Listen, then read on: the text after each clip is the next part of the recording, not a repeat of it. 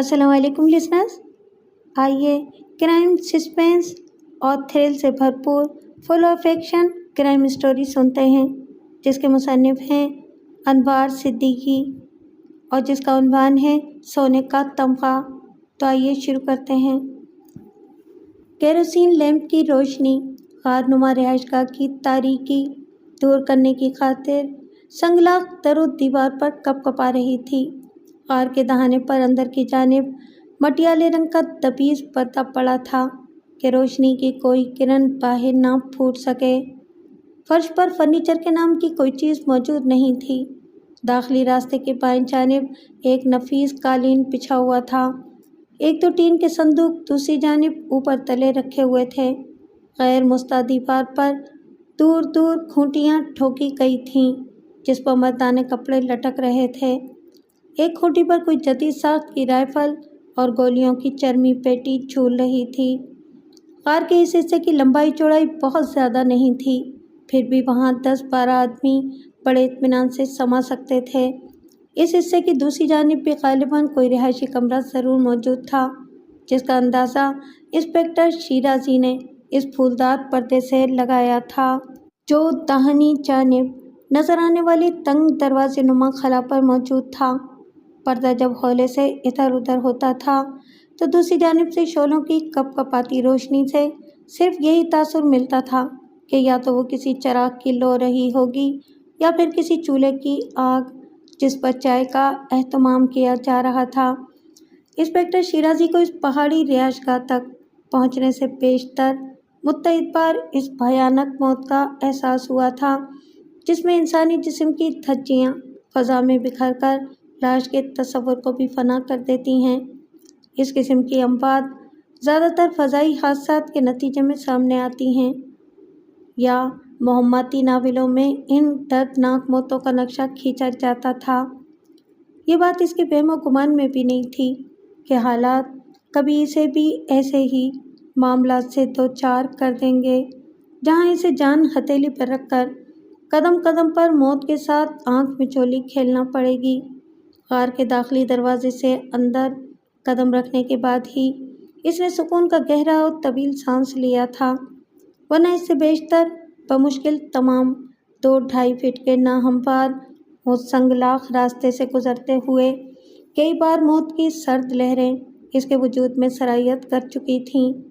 پہاڑی چٹانوں کے ان چکردار راستوں پر کوئی روک ٹوک نہیں تھی۔ اندازے کی ایک معمولی سی غلطی انسان کو سینکڑوں فٹ کی گہرائی میں دھکیل سکتی تھی۔ اس خیال نے متعدد بار اس کی رگوں میں دوڑتے ہوئے خون کی گردش کو منجمد کر دیا تھا کہ اگر اس کے قدم ڈگمگا گئے اور وہ اپنا توازن برقرار نہ رکھ سکا تو اس کا انجام کیا ہوگا۔ موت کے سرد ہاتھ راستے میں ہی کہیں اس کی روح کو قبض کر کے بلندیوں کی سمت پرواز کر جائیں گے۔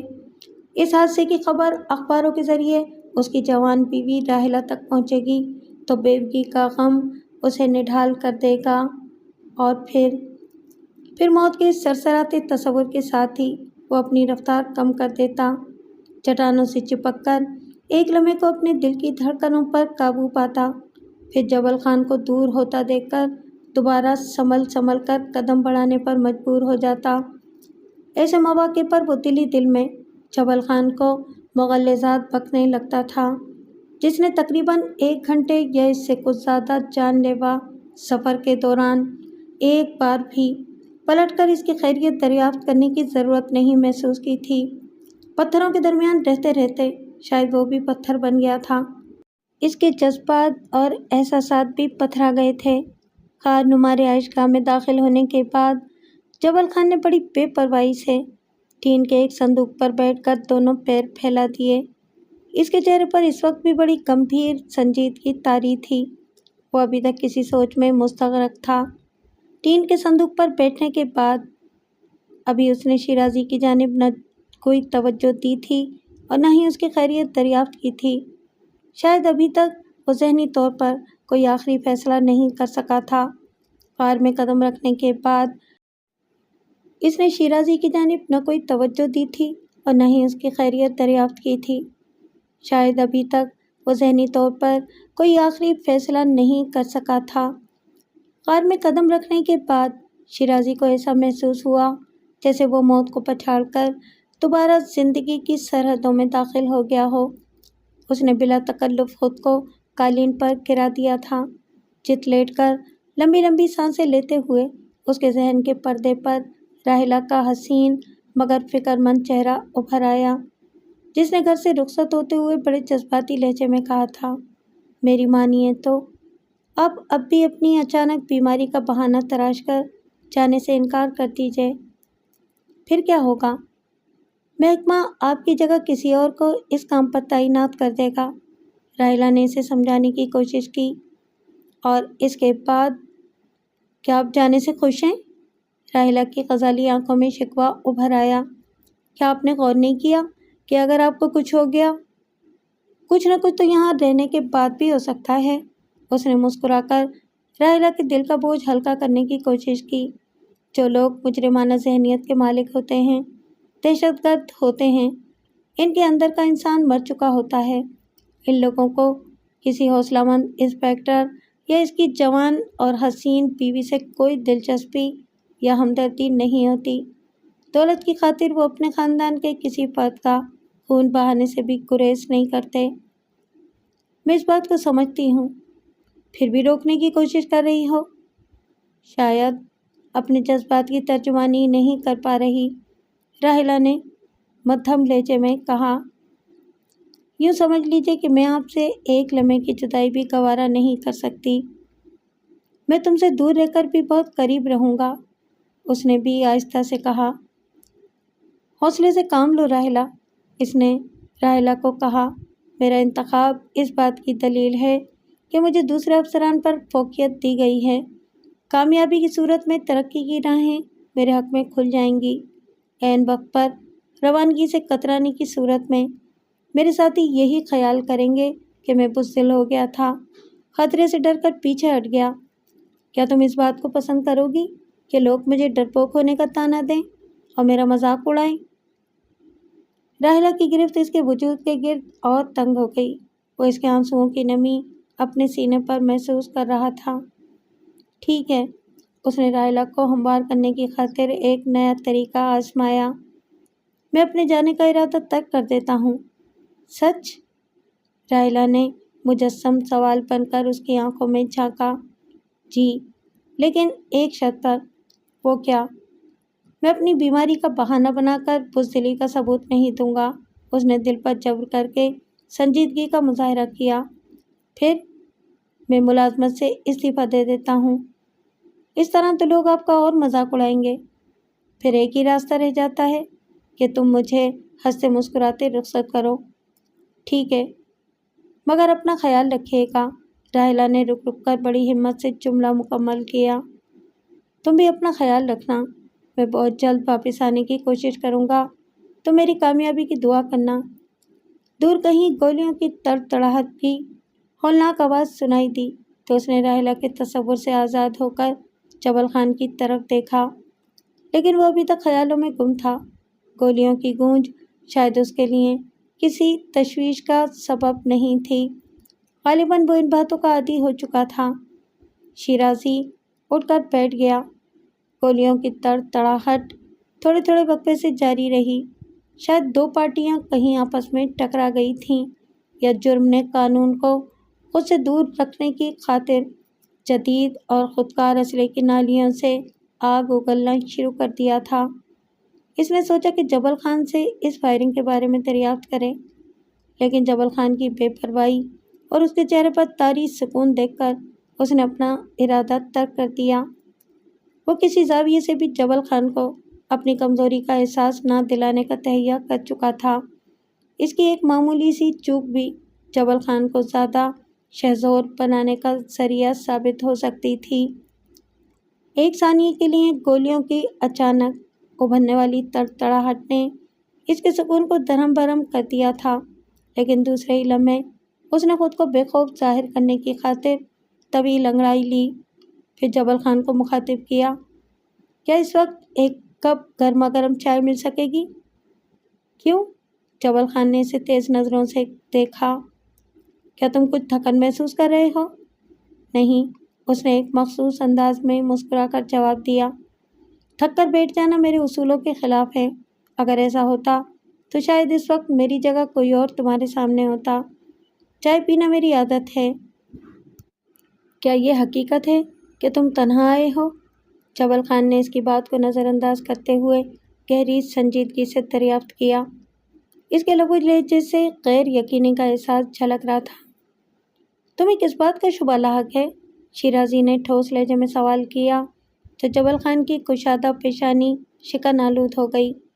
جانتے ہو میں تمہیں یہاں تک کیوں لایا ہوں؟ اس نے سپاٹ اور خشک آواز میں کہا۔ شاید یہی معلوم کرنے کی خاطر کہ میرے ساتھ کوئی اور تو نہیں ہے؟ شیرازی نے پرسکون انداز میں جواب دیا۔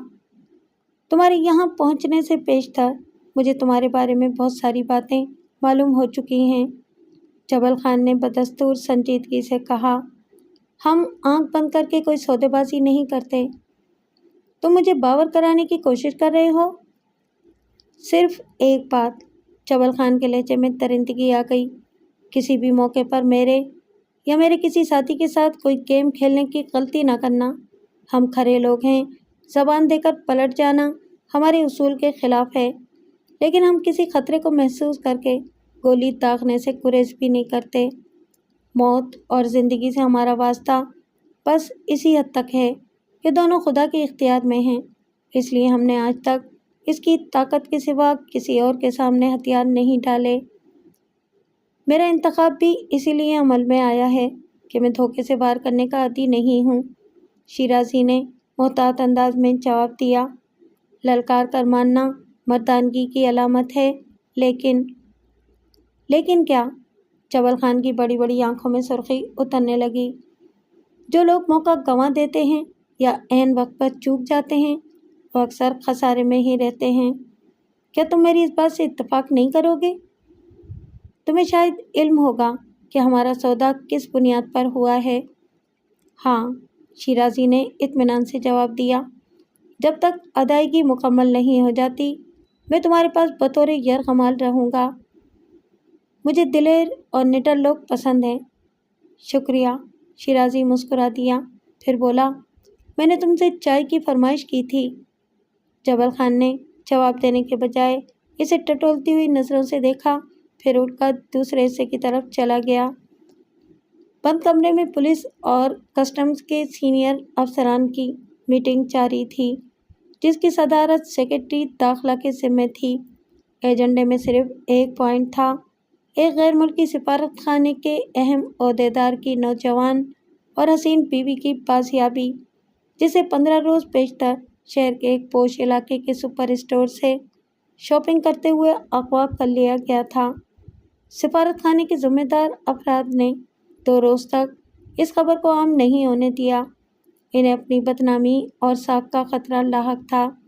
2 دن تک سفارتی عملے کے افراد گمشدہ خاتون کا کھوج لگاتے رہے، پھر اس کی باقاعدہ اطلاع پولیس کے اعلیٰ حکام کو دی گئی۔ رپورٹ کے مطابق مسز جیمز کو سپر اسٹور کے اندر سے اس قدر احتیاط اور چابک دستی سے اغوا کیا گیا کہ کسی کو اس کی کانوں کان خبر نہ ہو سکی، حالانکہ حفاظتی عملے کے 2 مسلح سادہ لباس والے افراد سپر اسٹور کے گیٹ پر موجود تھے۔ سفارت خانے کی گاڑی بھی سپر اسٹور کے عین سامنے 20 فٹ کے فاصلے پر موجود تھی، لیکن کار ڈرائیور اور گن مین کے علاوہ حفاظتی دستے کے دونوں افراد نے بھی یہی بیان دیا تھا کہ انہوں نے مسز جیمز کو سپر اسٹور سے باہر نکلتے نہیں دیکھا، جبکہ اس کا داخلی اور خارجی دروازہ ایک ہی تھا۔ 2 دروازے اندر بھی تھے جنہیں عام حالت میں مقفل رکھا جاتا تھا۔ یہ ایمرجنسی ڈور تھے جنہیں صرف انتہائی خطرے کی صورت میں استعمال کیا جاتا تھا۔ سپر اسٹور کے قیام کے بعد سے ان دروازوں کو ایک بار بھی استعمال نہیں کیا گیا تھا۔ پولیس کے ماہرین نے سب سے پہلے انہی دروازوں سے اپنی تفتیش کا آغاز کیا تھا اور خاصی چھان بین کے بعد یہی رپورٹ دی تھی کہ اغوا کے سلسلے میں ان دروازوں کو استعمال میں نہیں لایا گیا۔ مغویہ مسز جیمز کے سلسلے میں اس خدشے اور امکان کو زیادہ اہمیت دی جا رہی تھی کہ اغوا کرنے والے پہلے سے طے شدہ پروگرام کے تحت اندر موجود رہے ہوں گے۔ مسز جیمز کو باہر لانے سے پیشتر وہ اسے کسی ٹرائی روم میں لے گئے ہوں گے جہاں اسے برقع پہننے پر مجبور کیا گیا ہوگا اور اسی حالت میں ڈرا دھمکا کر باہر نکالے گئے ہوں گے۔ اغوا کرنے والوں کی تعداد 2 یا 2 سے زیادہ رہی ہوگی۔ ان میں سے ایک مسز جیمز کے ساتھ ساتھ چپکا رہا ہوگا اور شاید اسی لیے مغویہ کو شور کرنے یا اپنے آدمیوں کو کسی قسم کا اشارہ کرنے کا موقع نہیں ملا ہوگا۔ یہ بھی ہو سکتا تھا کہ مسز جیمز نے اپنے آدمیوں کو کوئی سگنل دیا ہو مگر وہ اسے دیکھ نہ سکے ہوں، اور اگر دیکھا بھی ہو تو نظر انداز کر گئے، اس لیے کہ وہ وہاں جس خاتون کے ساتھ آئے تھے وہ جینز اور ڈھیلی ڈھالی شرٹ میں ملبوس تھی۔ اس کے نزدیک پردے کا کوئی تصور نہیں تھا، اس لیے برقع پوش خاتون پر مسز جیمز کا شبہ کرنا حماقت ہی تھی۔ جس ملک کے نمائندے کی بیوی کے ساتھ وہ سانحہ پیش آیا تھا، اسے سرکاری طور پر خاصی اہمیت اور برتری حاصل تھی، لہذا پولیس ریکارڈ پر اس کیس کے آتے ہی حکومتی مشینری حرکت میں آ گئی۔ سفارتکار کی خصوصی درخواست پر اس خبر کو میڈیا سے چھپا لیا گیا۔ 10-11 روز تک تمام امکانی صورتوں کے پیش نظر پولیس کے اعلیٰ دماغ اپنی کارکردگی کے جوہر دکھاتے رہے، لیکن نتیجہ 0 سے آگے نہ بڑھ سکا۔ پھر ایک روز دفتر خارجہ کے سیکریٹری کو ایک طویل فاصلے کی کال موصول ہوئی جس نے پولیس کی مشکلات کو محدود کر دیا۔ آزاد قبائلی علاقے کی ایک بدنام ایجنسی نے مسز جیمز کے اغوا کی ذمہ داری قبول کر لی تھی۔ مغویہ کو رہا کرنے کی صورت میں حکومت کو 2 پوائنٹ پر مجبور کیا گیا تھا۔ اول یہ کہ 1 کروڑ روپے تاوان دیا جائے، دوسرے یہ کہ آئندہ سے مذکورہ سفارت خانہ آزاد قبائلی معاملات اور خاص طور پر ان کی ایک مخصوص کاشت کے بارے میں دلچسپی لینے سے گریز کرے۔ شرائط نہ ماننے کی صورت میں یہ دھمکی دی گئی تھی کہ مسز جیمز کی لاش کے ٹکڑے براہ راست سفارت خانے کو بطور وارننگ روانہ کیے جائیں گے اور سفارت خانے کے عملے کے دوسرے افراد بھی اس کے بعد محفوظ اور پرسکون زندگی نہیں گزار سکیں گے۔ اس فون کال کے بعد یہ نتیجہ اخذ کرتے ہوئے دشواری پیش نہیں آئی تھی کہ مسز جیمز کے اغوا میں ان افراد کا ہاتھ شامل ہے جو پوست کی کاشت اور منشیات کی ناجائز تجارت میں ملوث تھے، اور مذکورہ سفارت خانے نے دارالحکومت پر ایک عرصے سے اس بات پر زور دے رکھا تھا کہ قبائلیوں کی ان زمینوں کو ناقابل کاشت بنا دیا جائے جہاں نشاور پودوں کی کاشت ہوتی تھی۔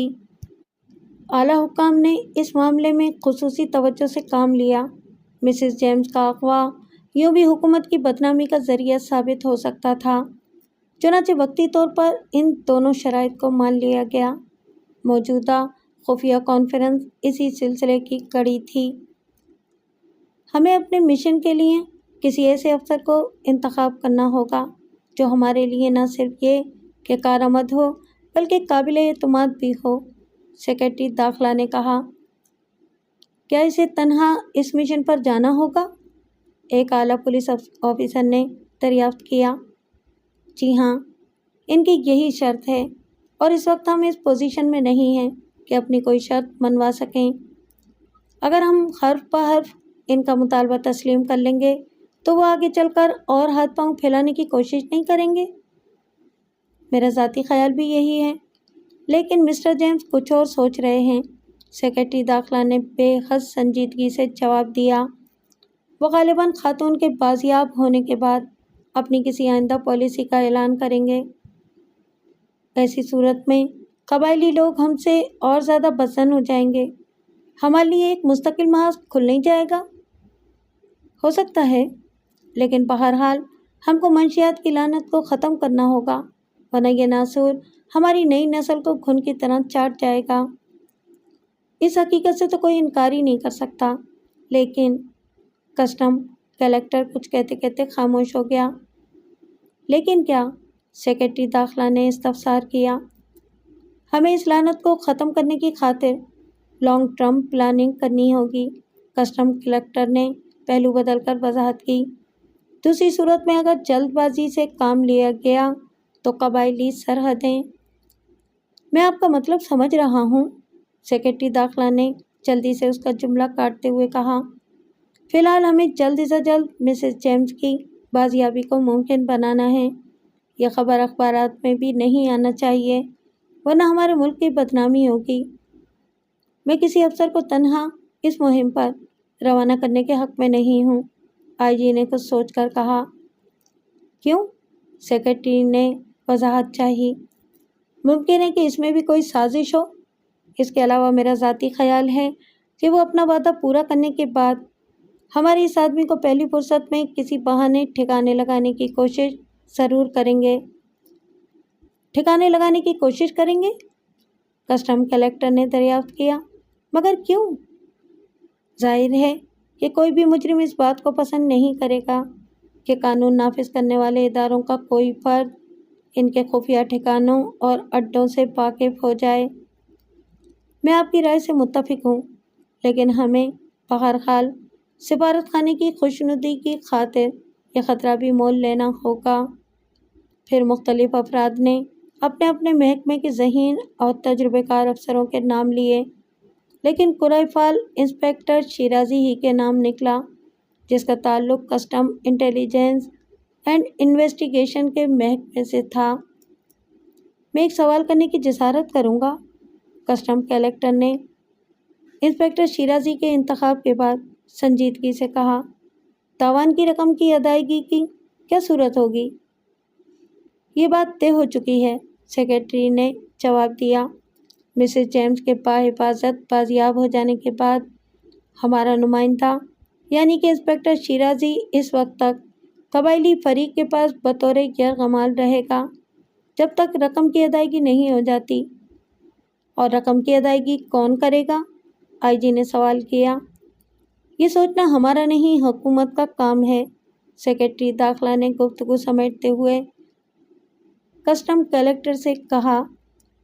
آپ انسپکٹر شیرازی کو تیار رہنے کا حکم دے دیں، ہو سکتا ہے اسے آج رات یا کل کسی وقت روانہ ہونا پڑے۔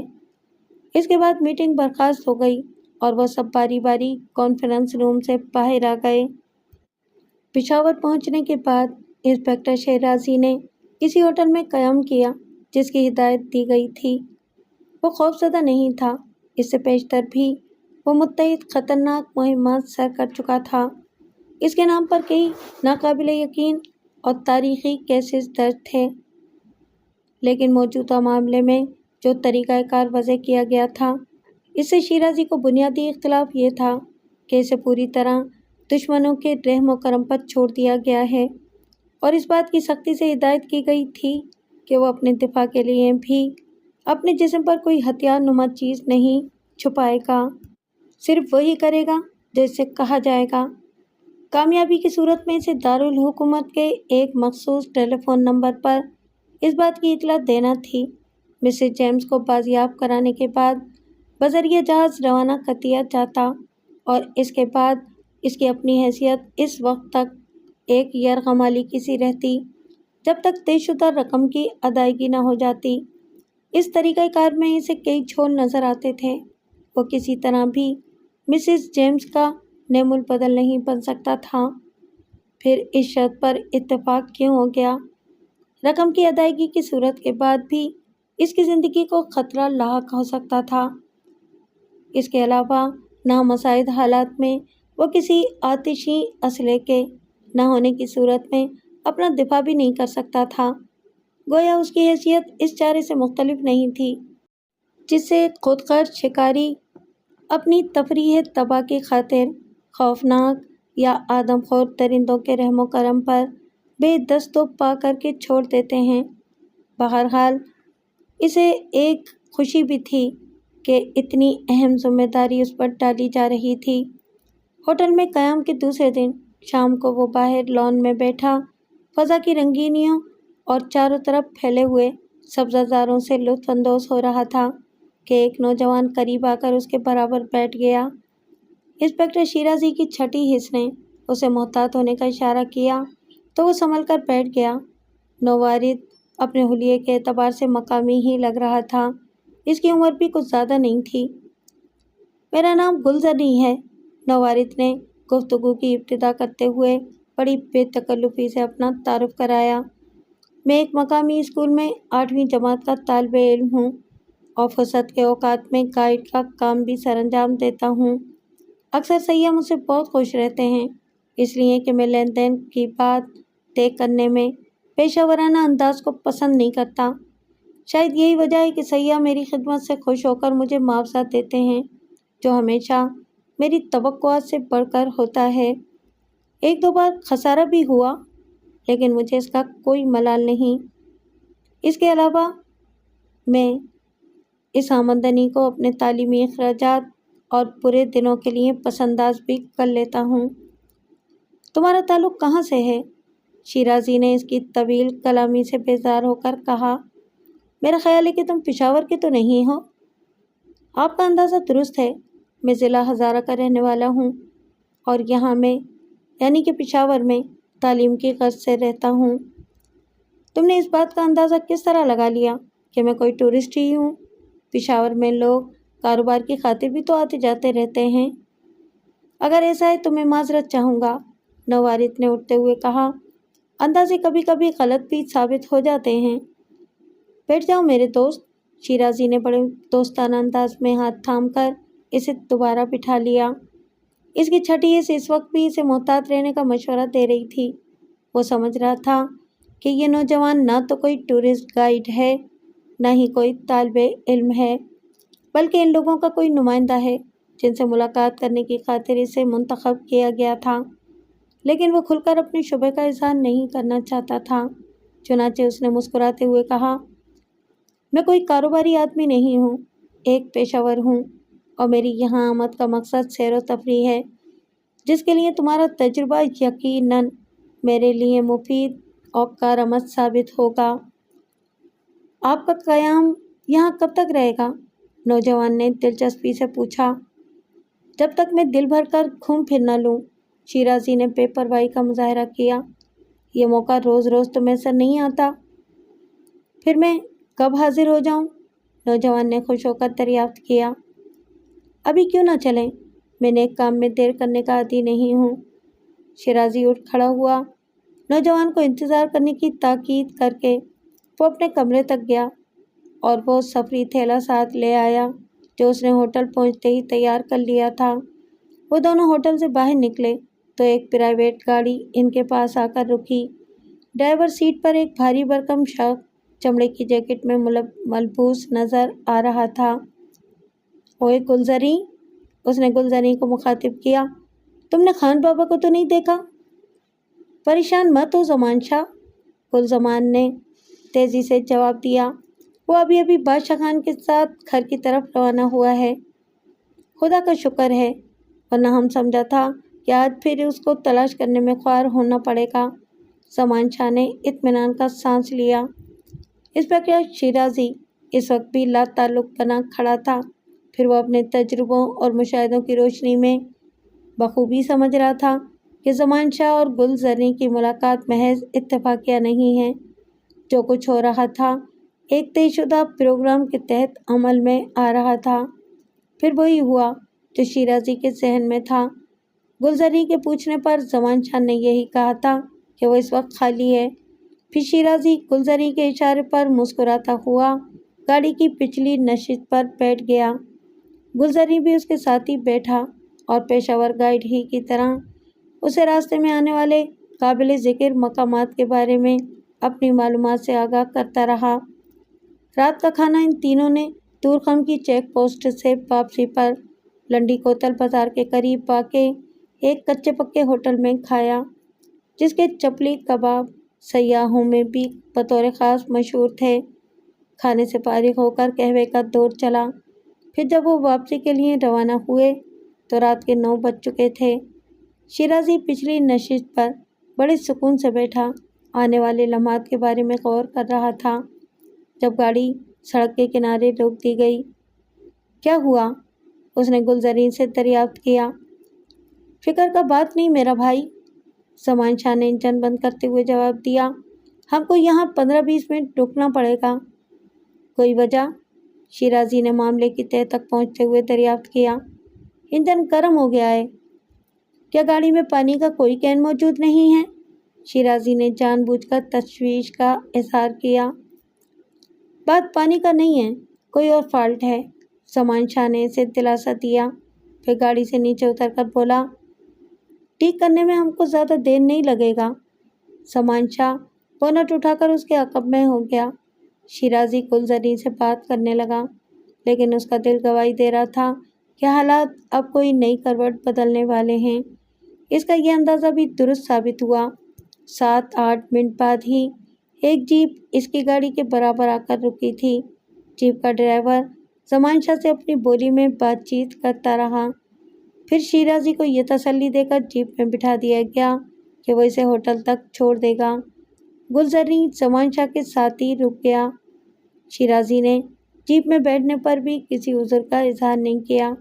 وہ سمجھ رہا تھا کہ مسز جیمز کو اغوا کرنے والے ہر طریقے سے اس کے بارے میں اطمینان کرنے کے بعد ہی کھل کر سامنے آئیں گے۔ وہ ڈرائیور کے ساتھ اگلی سیٹ پر بیٹھ گیا۔ پچھلی سیٹ پر 2 آدمی اور بھی موجود تھے۔ وہ سب اجنبی زبان میں باتیں کر رہے تھے، اس لیے شیرازی ان کی باتوں کا مطلب نہیں سمجھ رہا تھا، لیکن آدھے گھنٹے کے سفر کے بعد اس کو بہرحال اس بات کا اندازہ بخوبی ہو گیا تھا کہ جیپ کا رخ ہوٹل کی سمت نہیں تھا۔ وہ اسے کسی اور ٹھکانے پر لے جا رہے تھے۔ کہاں اور کیوں؟ اس نے اس بارے میں کچھ سوچنے کی زحمت گوارا نہیں کی۔ جب تک مسز جیمز بازیاب نہ ہو جائے، اسے کسی قسم کی بھی جوابی کارروائی سے پرہیز کرنے کی بڑی سخت تاکید کی گئی تھی۔ سفر کئی گھنٹوں سے جاری تھا۔ پھر جیپ نے سڑک چھوڑ کر پہاڑوں کے درمیان سے گزرنے والا سنگلاخ راستہ اختیار کر لیا۔ اس ناہموار راستے پر جیپ کی رفتار کم کر دی گئی۔ وہ لوگ بدستور ایک دوسرے سے بات چیت کر رہے تھے، ہنس بول رہے تھے، لیکن اب تک شاید وہ دل میں کہہ رہے تھے کہ یہ شخص بے وقوف ہے یا پھر اسے اصل معاملہ معلوم ہو گیا ہے۔ خود شیرازی نے بھی ان سے کوئی سوال کرنے سے اجتناب کیا تھا۔ صرف ایک بار سڑک کا راستہ تبدیل ہونے کے کچھ دیر بعد اس نے نظر بچا کر اپنی ریڈیم ڈائل کی دستی گھڑی کی سمت دیکھا تھا۔ اس وقت 3:30 کا عمل تھا۔ ایک ہی زاویے سے بیٹھے بیٹھے اس کی کمر میں ہلکا ہلکا درد شروع ہو گیا تھا۔ پتھریلی سڑک پر جیپ کے بار بار اچھلنے سے بھی اس کی بے چینی بڑھتی جا رہی تھی، لیکن وہ برداشت سے کام لیتا رہا۔ اس کا سفری تھیلا اس کے پاؤں کے درمیان موجود تھا۔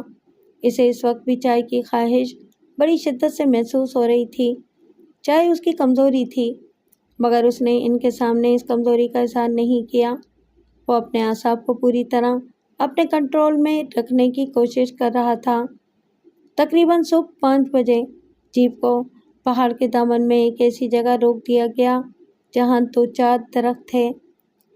ہم یہاں رک کر قہوہ پئیں گے، پھر کچھ دیر سستا کر آگے روانہ ہو جائیں گے، ڈرائیونگ کرنے والے نے سرسری انداز میں بتایا۔ تینوں آدمی جیپ سے نیچے اترے تو شیرازی بھی ان کے ساتھ ہو لیا۔ وہ درختوں کے قریب بیٹھ گئے۔ تھرماس ڈرائیونگ کرنے والے کے پاس تھا۔ اس نے تھرماس کے کپ نما ڈھکن میں قہوہ انڈیلا اور روایتی مہمان نوازی سے نوازتے ہوئے کپ پہلے شیرازی کو پیش کیا۔ اس نے اپنی بےتابی کو چھپاتے ہوئے قہوہ لے لیا۔ قہوہ حلق سے اترتے ہی اسے علم ہو گیا کہ اس کے ساتھ دھوکہ کیا گیا ہے۔ قہوے میں نشے آور چیز شامل تھی۔ یہ بعید از امکان بات بھی نہ تھی۔ وہ لوگ اسے آگے کے راستے سے لاعلم رکھنا چاہتے تھے۔ اسے اپنا سر بوجھل محسوس ہونے لگا۔ آنکھیں بند ہونے لگیں۔ اس نے ایک درخت کے تنے سے ٹیک لگائی اور چند منٹ بعد دنیا مافیا سے غافل ہو گیا۔ وہ کتنی دیر تک بے ہوشی کی کیفیت سے دوچار رہا، اسے یاد نہیں۔ البتہ ریڈیم کی دستی گھڑی میں 10 بجے تھے اور رات کا عمل تھا۔ وہ اس وقت پتھریلی زمین کی بجائے ایک جیپ کی پچھلی سیٹ پر تھا۔ اس کی رفتار خاصی مدھم تھی اور اگر اس نے غلط اندازہ نہیں لگایا تھا تو جیپ اس وقت کسی پہاڑ کی چڑھائی پر سفر کر رہی تھی۔ اس کا ذہن آہستہ آہستہ جاگ رہا تھا۔ کچھ دیر وہ لیٹے لیٹے ہی حالات کے بارے میں غور کرتا رہا، پھر آہستہ سے کسمساتا ہوا اٹھ بیٹھا۔ پچھلی سیٹ پر اس کے سوا کوئی اور نہیں تھا، لیکن اگلی سیٹ پر ڈرائیور کے علاوہ کوئی اور شخص بھی موجود تھا۔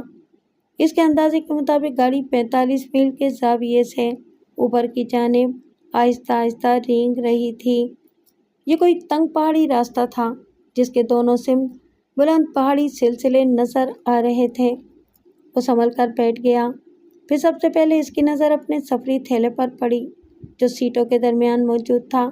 اسے حیرت تھی کہ ابھی تک ان دونوں میں سے کسی ایک نے بھی پلٹ کر اس کی سمت دیکھنے کی زحمت گوارا نہیں کی تھی۔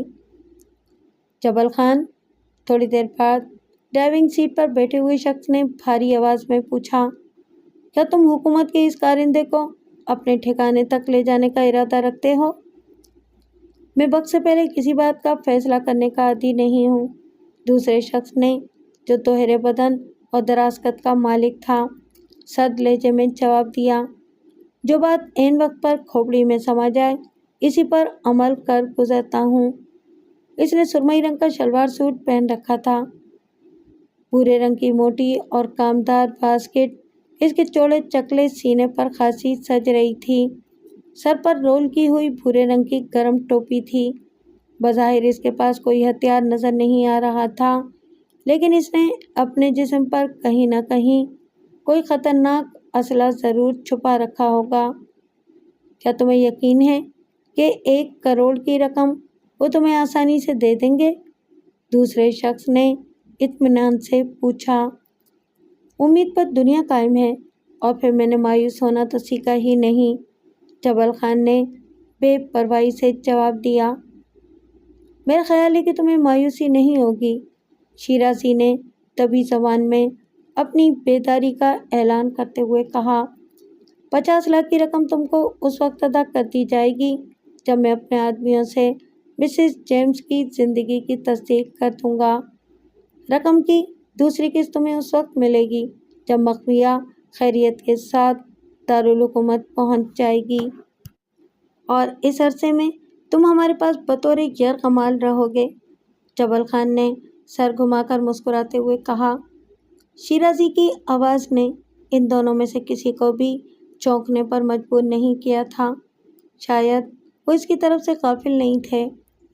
ہاں، شیرازی نے بے پرواہی سے جواب دیا، مجھے یہی احکامات دیے گئے ہیں۔ کیا تمہیں یقین ہے کہ تمہاری حکومت ہمارے ساتھ؟ جبل خان کے ساتھی نے کہنا چاہا۔ بکواس نہیں، جبل خان نے گرجدار آواز میں اسے جھڑکا۔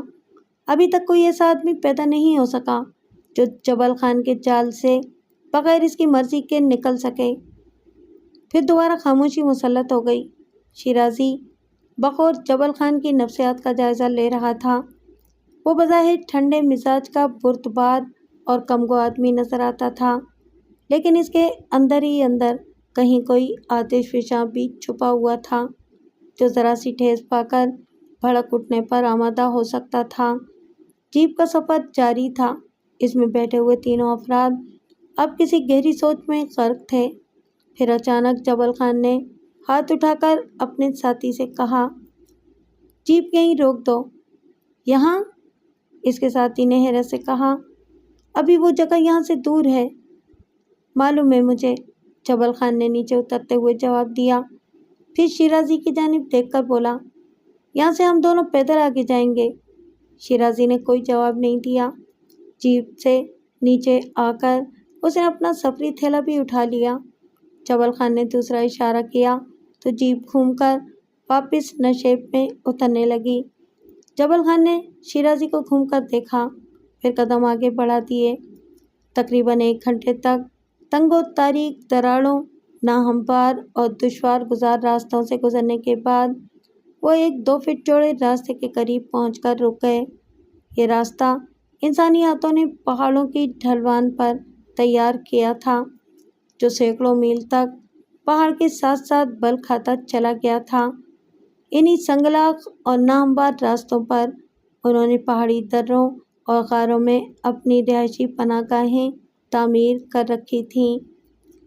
اس راستے کو غور سے دیکھ لو، جبل خان نے سرد لہجے میں اس سے کہا۔ یہ راستہ میلوں تک اسی طرح بل کھاتا چلا جاتا ہے۔ गुजरगाह की एक जानिब पहाड़ है जिसके तेज धार और नोकीले पत्थर इंसानी रिश्तों की शनाख्त नहीं करते, पलक झपकते में अपना काम कर गुजरते हैं। दूसरी जानिब गिरने की सूरत में तुम्हें वादी के दामन तक इन्हीं संगलाख पहाड़ों से टकराकर जाना होगा। अगर ऐसा हुआ तो न सिर्फ तुम्हारी लाश नाकाबिले शनाख्त होगी, बल्कि तुम्हारे बुर्सा को तुम्हारे जिस्म के मीलों तक बिखरे हुए टुकड़ों को जमा करने में भी जानलेवा दुश्वारी का सामना करना पड़ेगा। मैं तुम्हें पहला और आखिरी मशवरा दे रहा हूँ। इन रास्तों पर कदम उठाते हुए तुम्हें 2 बातों का ध्यान रखना होगा। तुम्हारा एक हाथ चट्टानों को छू रहा हो और तुम्हारा झुकाव भी उसी तरफ रहे। दूसरे ये कि तुम चलते वक्त वादी की सिमत नज़र उठाने की हिमाकत नहीं करोगे। मैं तुम्हारी हिदायत का ख्याल रखूँगा। शिराजी ने मुख्तसर और मखदूश रास्ते पर नज़र जमा कर जवाब दिया। जबल खान ने बड़ी खामोशी से सफ़र का आगाज़ कर दिया।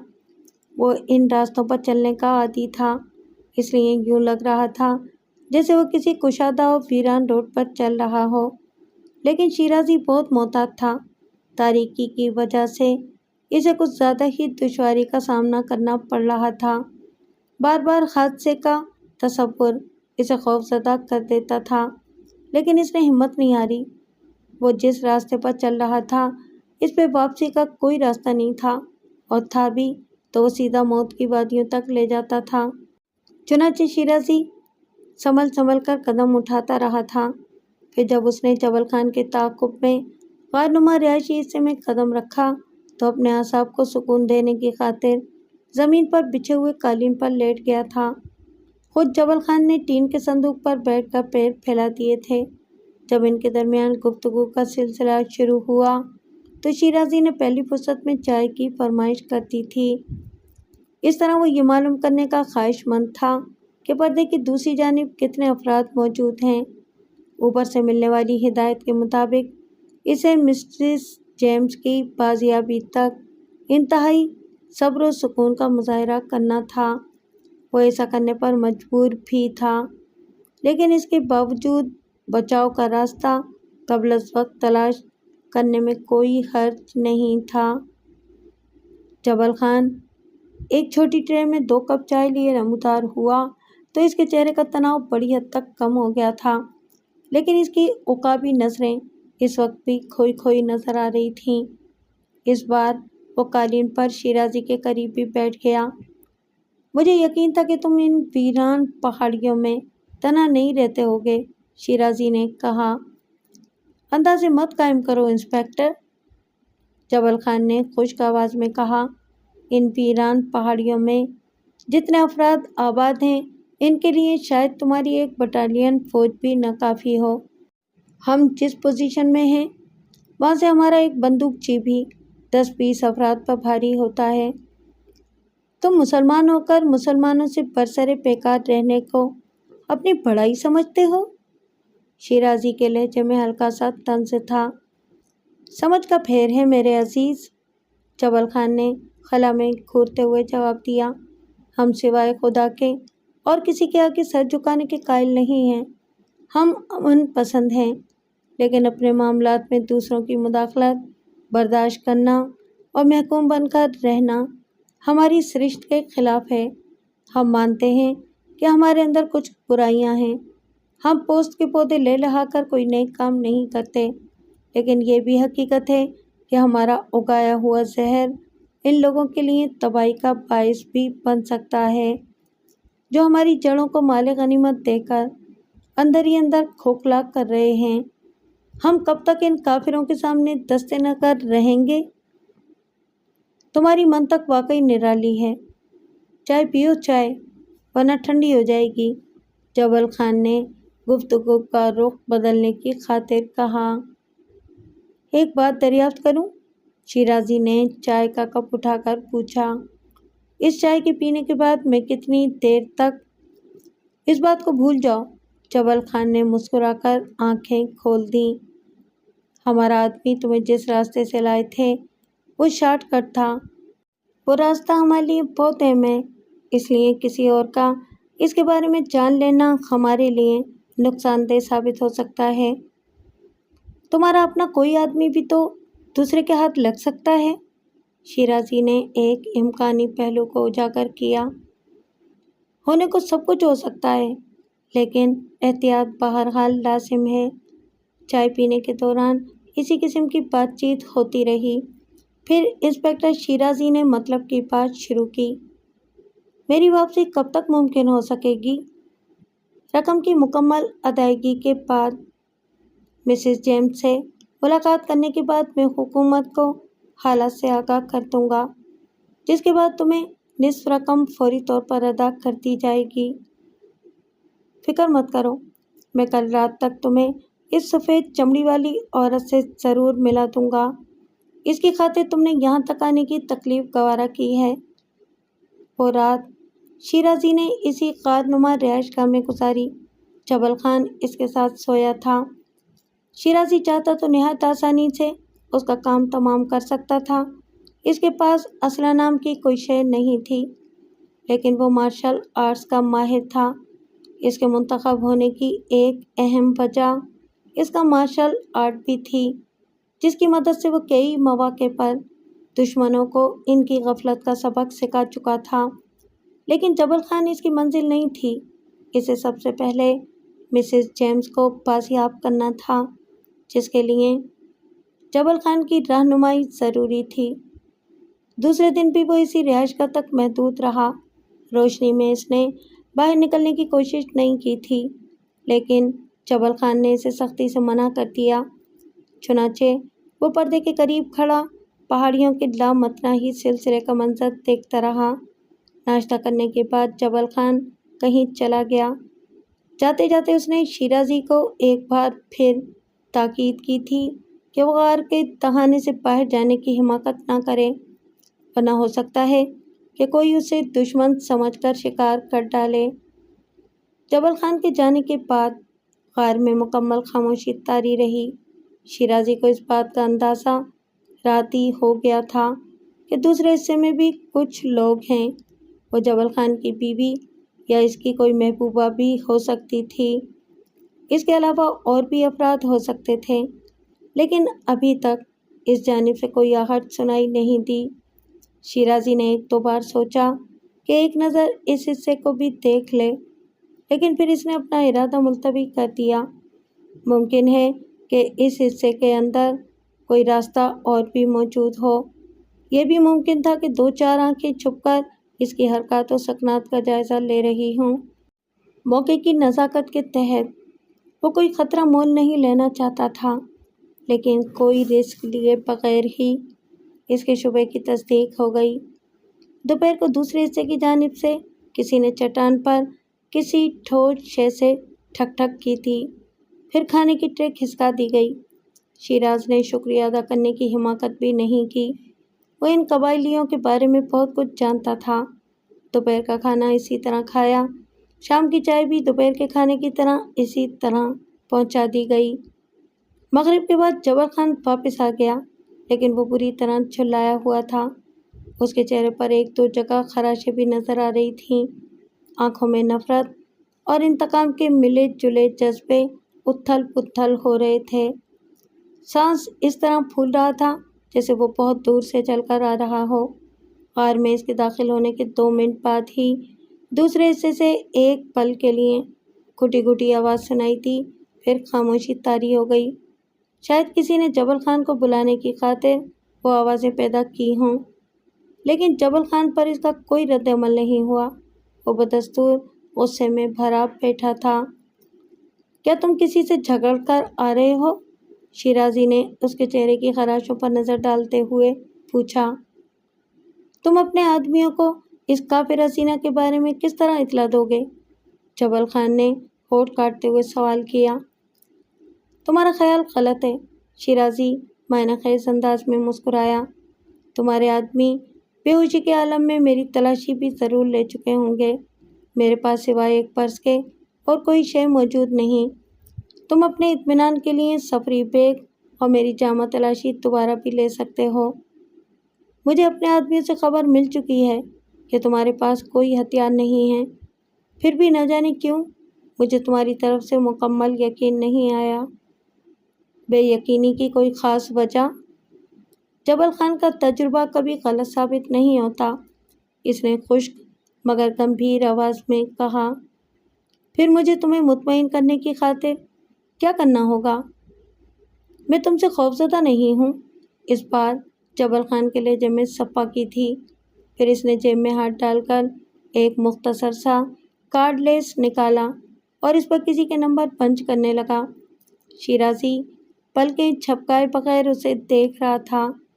ایک لمحے بعد دوسری جانب سے رابطہ قائم ہونے کے بعد جبل خان نے پشتو لہجے میں کہا، ٹھیک ہے، 1 گھنٹے بعد حکومت کے متعلقہ آدمی سے میرے مخصوص نمبر پر بات کرانا، لیکن ایک بات کا دھیان رکھنا، کوئی اور آس پاس نہ ہو۔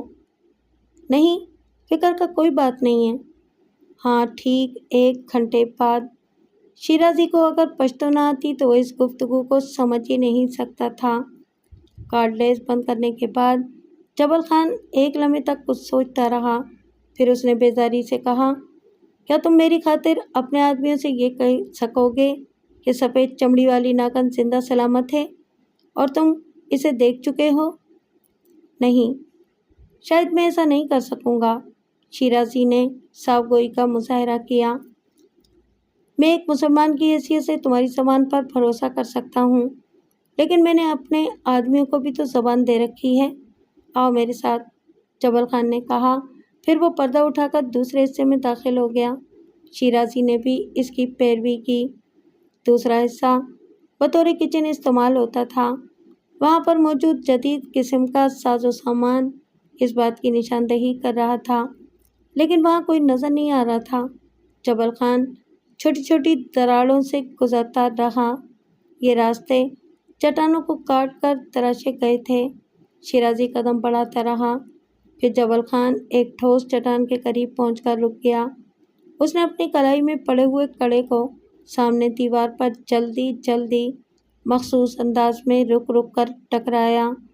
وہ کچھ تعداد کا مخصوصی کوڈ تھا جسے اتنی تیزی سے عمل میں لایا گیا کہ شیرازی کڑے کے ٹکراؤ اور درمیانی وقفوں کو ازبر نہ کر سکا۔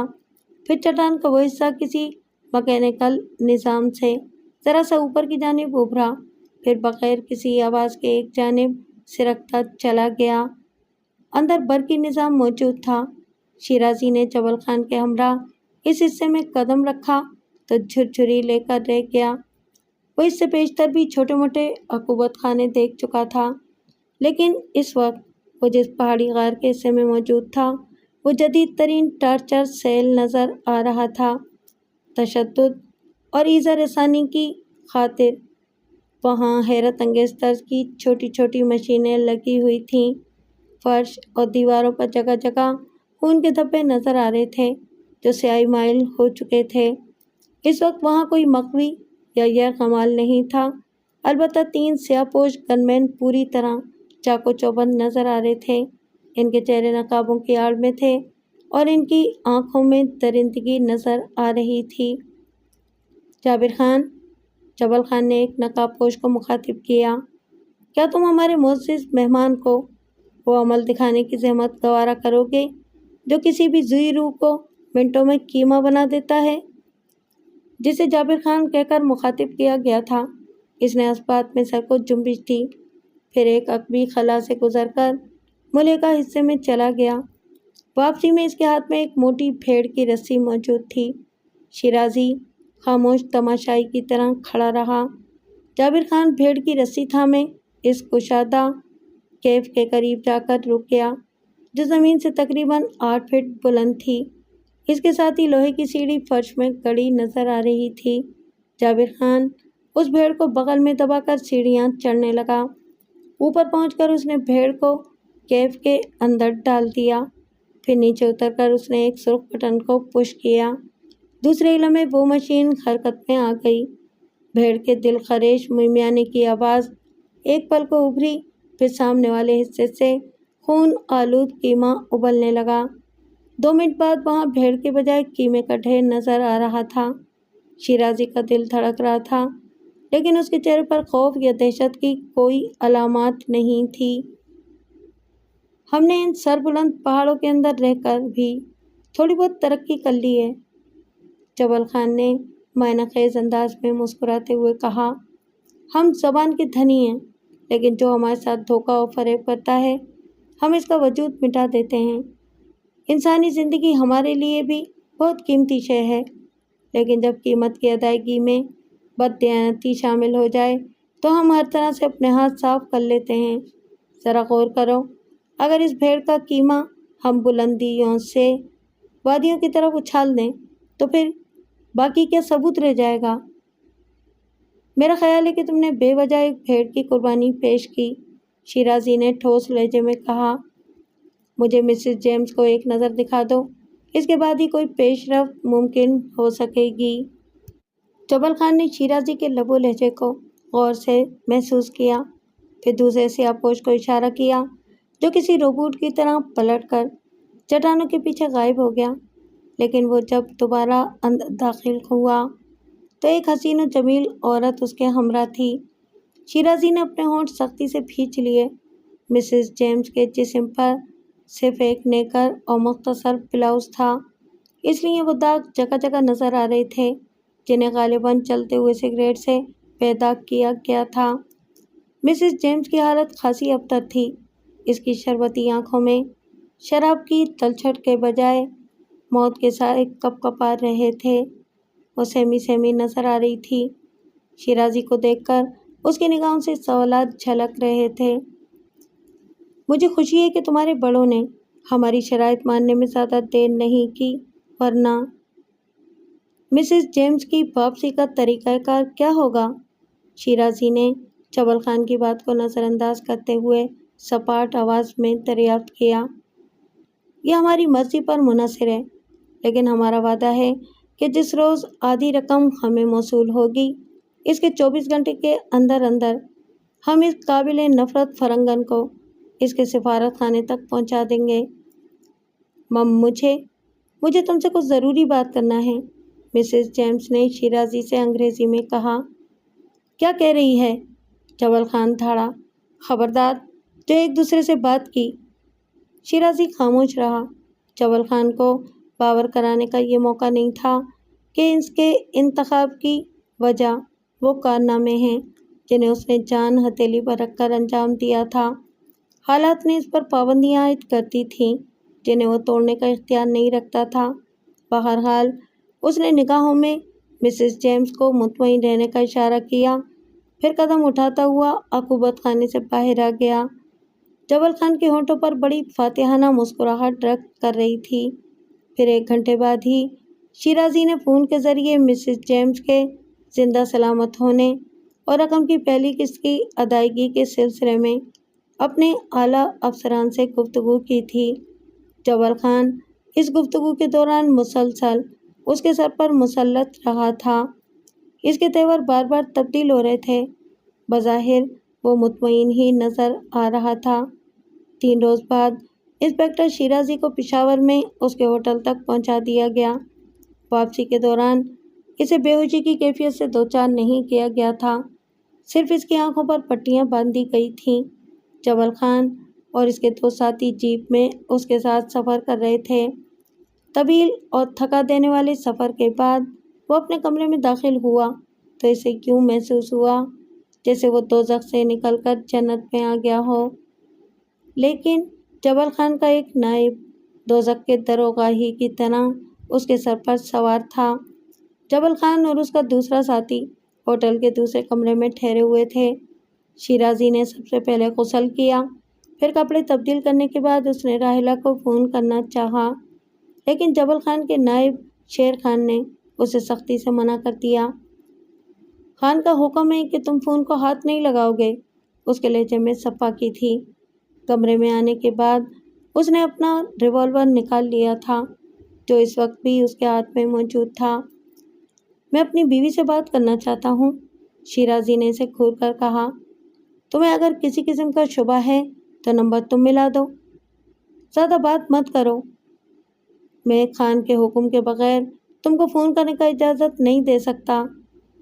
شیرازی بل کھا کر رہ گیا، پھر اس نے شیر خان سے کوئی بات نہیں کی، بستر پر لیٹ کر آنکھیں بند کر لیں۔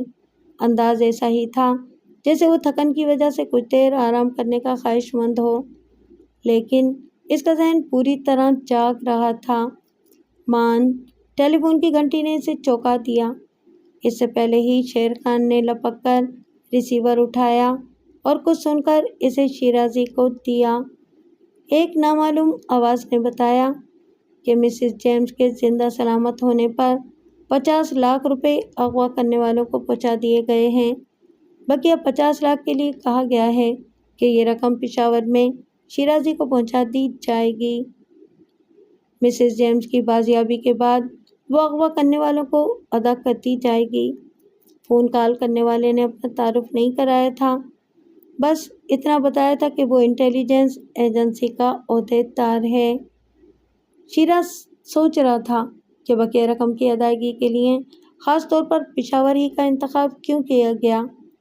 مسز جیمز کی بازیابی کے بعد باقی رقم بھی اسی ذریعے سے جبل خان تک پہنچائی جا سکتی تھی، جس طرح پہلی قسط کی ادائیگی ہوئی تھی۔ خاصی دیر تک وہ مختلف زاویوں سے ایک ایک نقطے پر غور کرتا رہا، پھر اچانک ایک خیال نے اسے چونکا دیا۔ کہیں ایسا تو نہیں کہ پروگرام میں تبدیلی اس وجہ سے عمل میں آئی ہو کہ حکومت کے بڑوں نے سر جوڑ کر کوئی اہم فیصلہ کر ڈالا ہو۔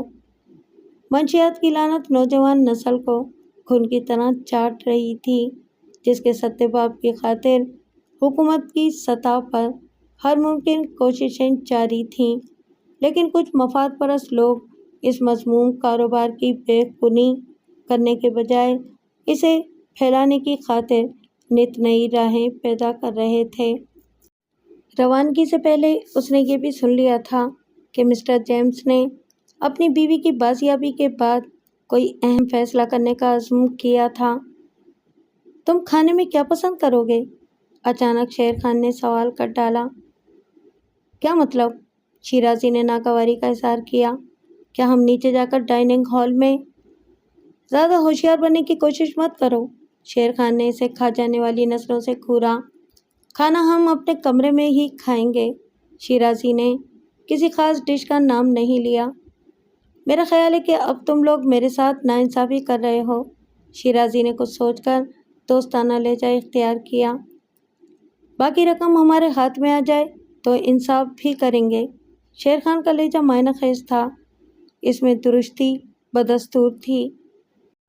شیرازی کی رگوں میں دوڑتے ہوئے خون کی حدت تیز ہو گئی۔ اس کے ذہن میں یہ شبہ پہلے بھی سر اٹھا چکا تھا کہ جبل خان اپنا مقصد پورا ہو جانے کے بعد اس کے ساتھ کوئی کمینگی ضرور کرے گا۔ جو لوگ حکومت سے بغاوت کر سکتے ہیں وہ کسی فرد واحد کو شمار کرنے کی زحمت نہیں کرتے۔ اس نے ایک دو بار جبل خان کی آنکھوں میں خون سے لکھی وہ تحریر بھی پڑھی تھی جس میں اس کی موت کا پیغام درج تھا۔ کیا سوچ رہے ہو انسپکٹر؟ شیر خان نے اس کی بدلتی رنگت کو محسوس کرتے ہوئے دریافت کیا۔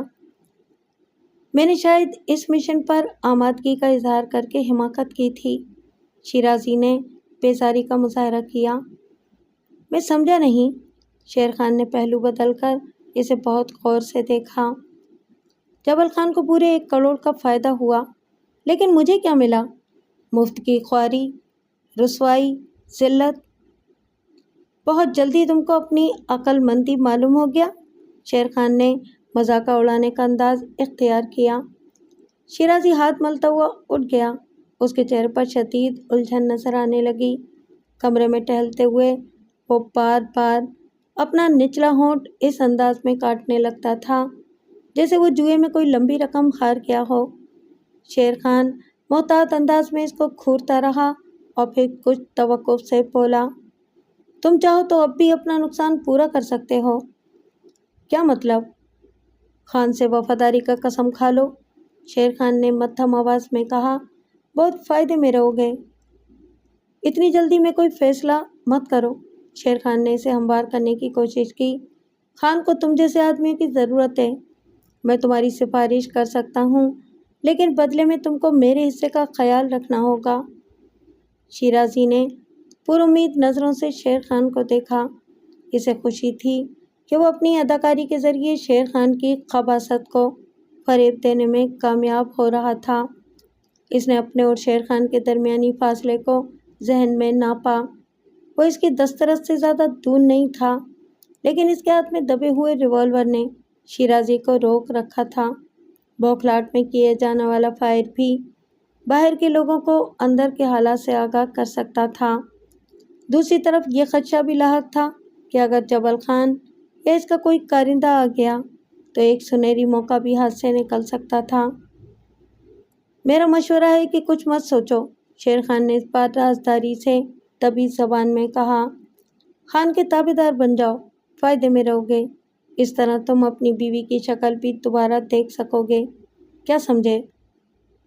شیر خان کے آخری جملے نے شیرازی کے شبہات کی تصدیق کر دی۔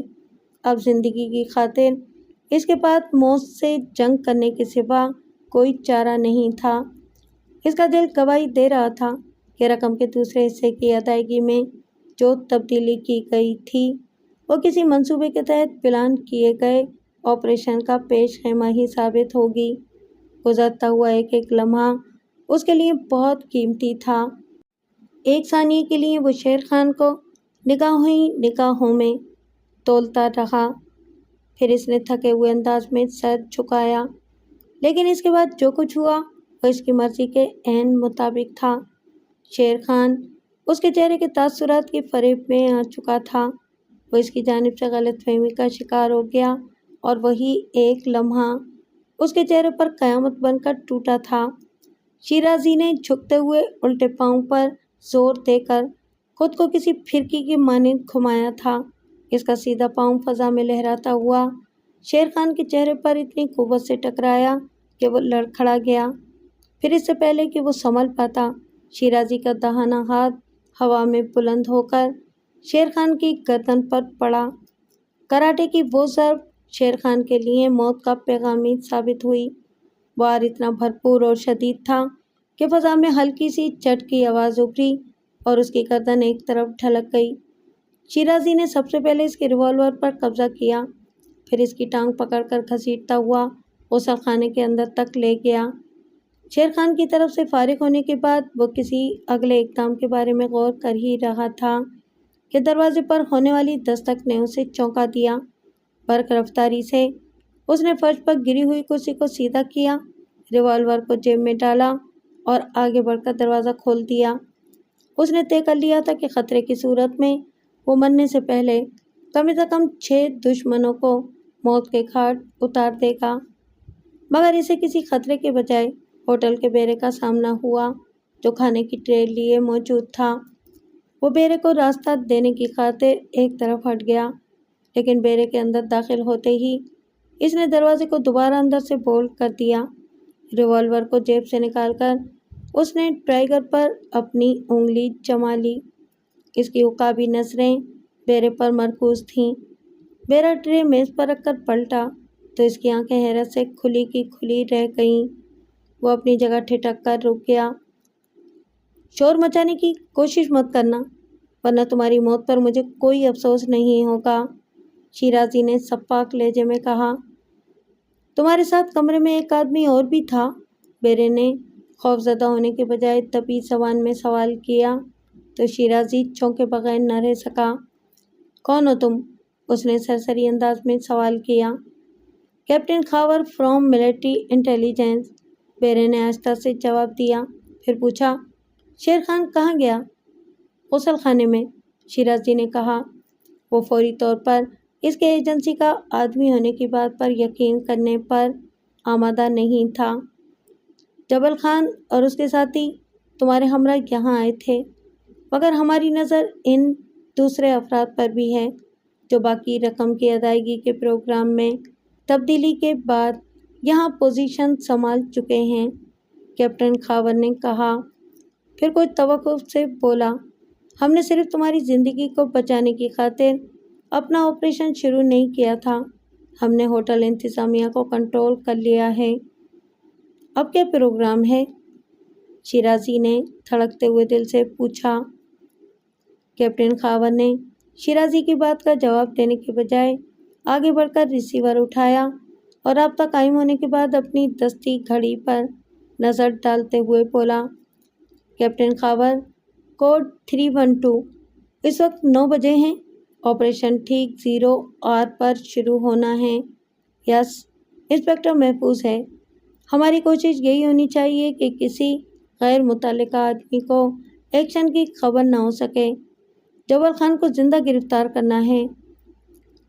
रिसीवर रखने के बाद कैप्टन खावर ने घूमकर शिराजी को देखा, फिर तारीफी अंदाज में बोला, मैं तुम्हें मुबारकबाद पेश करता हूँ इंस्पेक्टर। तुमने अकेले होने के बावजूद जिस जुर्रत और हौसले का सबूत दिया और मुजाहरा किया वो बेहद काबिल तारीफ है। वतन के लिए यही बेलौस कुर्बानियाँ तारीख का रोशन बाब बन जाती हैं। शुक्रिया।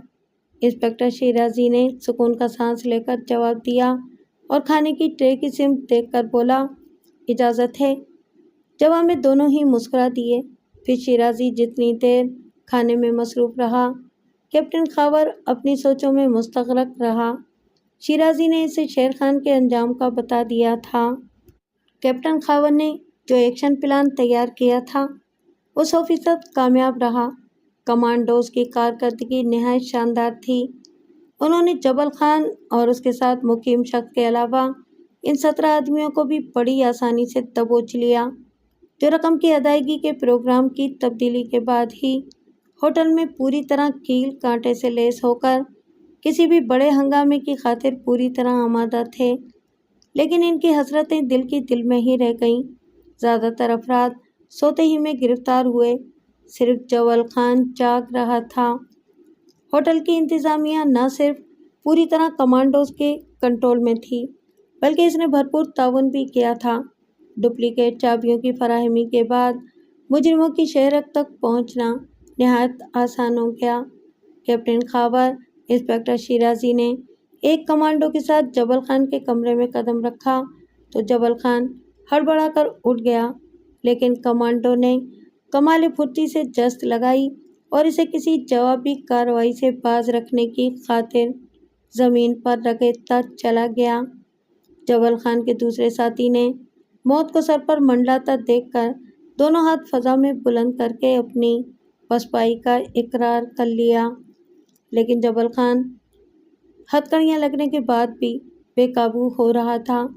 इसकी हालत किसी ऐसे चोट खाए हुए आदमखोर दरिंदे की सी थी जिसे जवाबी हमला करने से पहले ही जाल में फंसा लिया गया हो। पूरी तरह बेबस होने के बावजूद वो खौफज़दा और परेशान नहीं था। इसकी खूंखार आंखें शोले उगल रही थीं।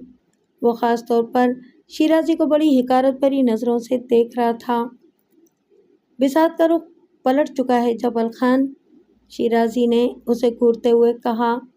मेरा मशवरा है कि तुम बिलावजह अपने आसाब पर बोझ न डालो।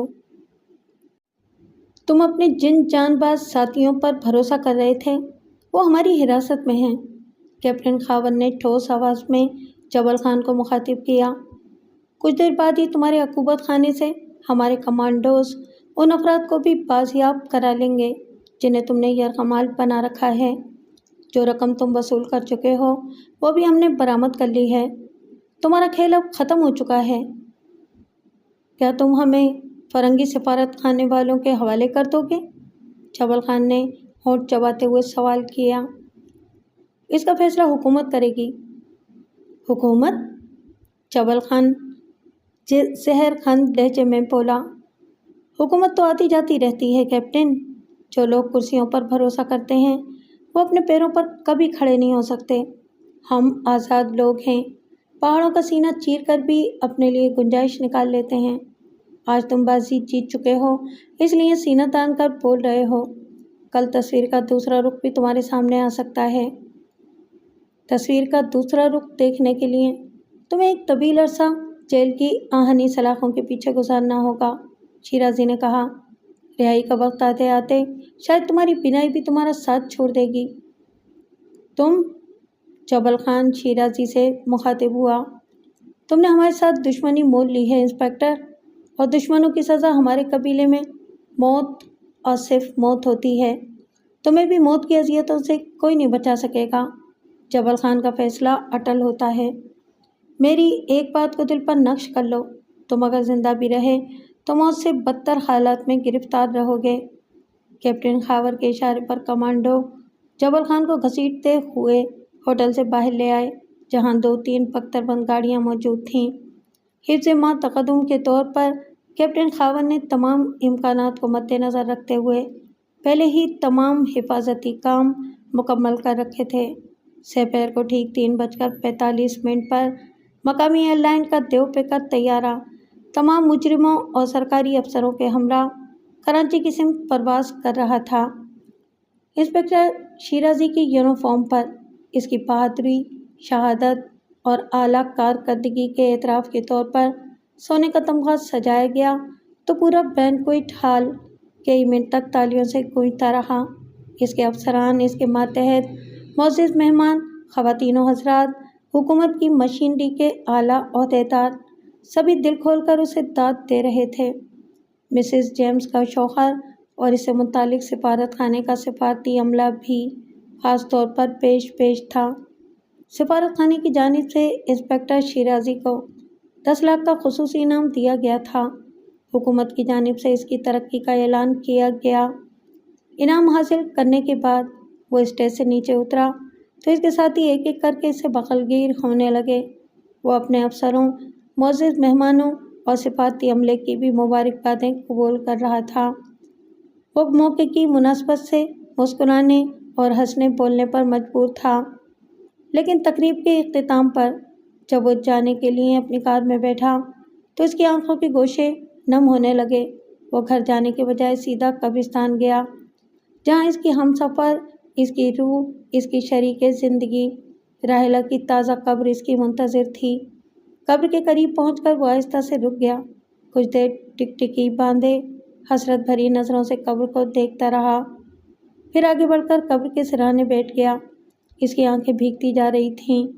اس نے لرزتے کانپتے ہاتھوں سے گلے سے سونے کا تمغہ اتار کر قبر کی گیلی مٹی پر رکھ دیا۔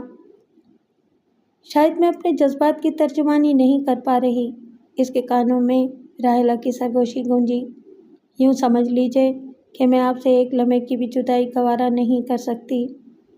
راحلہ کی آخری آرام گاہ اس کی آنکھوں میں مچلتے آنسوؤں کے سبب دھندلانے لگی۔ وہ بڑے ضبط سے کام لے رہا تھا، ماتم کر کے راحلہ کی روح کو اذیت نہیں پہنچانا چاہتا تھا۔ اس کے ذہن میں وہ منحوس لمحہ شیشے کی ٹوٹی ہوئی کرچیوں کی مانند چبھ رہا تھا، جب ایئرپورٹ پر اترنے کے بعد اس کے ایک افسر نے اسے راحلہ کی موت کی خبر سنائی تھی، جسے جبل خان کے لوگوں نے جوابی کارروائی کا نشانہ بنا کر گولیوں سے بھون ڈالا تھا۔ تم مجھے ہنستے مسکراتے رخصت کرو، اس نے روانگی سے بیشتر آخری بار راحلہ کو بڑی محبت سے کہا تھا۔ میرے حوصلے تمہاری مسکراہٹوں سے اور بلند ہو جائیں گے۔ تم اپنا خیال رکھنا، میری کامیابی کی دعا کرنا۔ میں بہت جلد واپس آنے کی کوشش کروں گا۔ گزرے ہوئے لمحوں اور بیتی ہوئی باتوں کی یادوں نے اس کے وجود کو سلگا دیا تھا۔ پھر جبل خان کی کرخت اور منحوس آواز اس کے کانوں میں صدائے بازگشت بن کر گونجی۔ تم نے ہمارے ساتھ دشمنی مول لی ہے انسپکٹر، اور دشمنوں کی سزا ہمارے قبیلے میں موت اور صرف موت ہوتی ہے۔ تمہیں بھی موت کی اذیتوں سے کوئی نہیں بچا سکے گا۔ جبل خان کا فیصلہ اٹل ہوتا ہے۔ میری ایک بات دل پر نقش کر لو، تم اگر زندہ بھی رہے تو موت سے بدتر حالات میں گرفتار رہو گے۔ اور انسپکٹر شیرازی اپنے آنسوؤں کے امنڈتے بپھرتے ہوئے سیلاب کو روک نہ سکا۔ بے اختیار قبر کے تعویذ سے لپٹ کر پھوٹ پھوٹ کر رونے لگا۔ جبل خان نے جو انتقام لیا تھا وہ بہت اذیت ناک تھا۔ راحلہ کے بغیر وہ ادھورا رہ گیا تھا۔ یہ احساسی تمام زندگی سے کرب کی کیفیتوں سے دو چار رکھنے کے لیے بہت تھا۔ بڑی دیر تک وہ آنسوؤں کی زبان میں راحلہ سے باتیں کرتا رہا، پھر دل کا بوجھ کم ہوا تو اس نے سونے کے اس تمغے کو بہت غور سے دیکھا، جو راحلہ اور اس کے درمیان خاموش تماشائی بن گیا تھا۔ کچھ سوچ کر اس نے تمغے کو اٹھا کر دوبارہ اپنے سینے پر سجا لیا، شاید اس لیے کہ اب وہی آخری یادگار کی حیثیت اختیار کر گیا تھا۔ قبرستان سے گھر جاتے ہوئے بھی وہ راحلہ کے خیالی تصور سے دل بہلاتا رہا، پھر ایک خیال نے اسے دوبارہ تڑپا دیا۔ اسے اس بات کا اعتراف تھا کہ حکومت نے ہمیشہ اس کی کارکردگی کو سراہا تھا، اس کی بہادری، ہمت اور شجاعت کے اعتراف میں انعام و اکرام سے نوازا تھا۔ اس کو خاص مواقع پر پورا تحفظ بھی فراہم کیا گیا تھا۔ پھر اس کی غیر موجودگی میں راحیلہ کی حفاظت کا خیال کیوں نہیں کیا گیا؟ کیا راحیلہ اس کی شریک زندگی نہیں تھی؟ اس کی ہمسفر نہیں تھی؟ کیا سونے کا تمغہ راحیلہ کی کمی کو پورا کر سکتا تھا؟ کیا اس حقیقت کو یکسر نظر انداز کر دیا گیا تھا کہ راحیلہ کے بغیر وہ ادھورا رہ جائے گا؟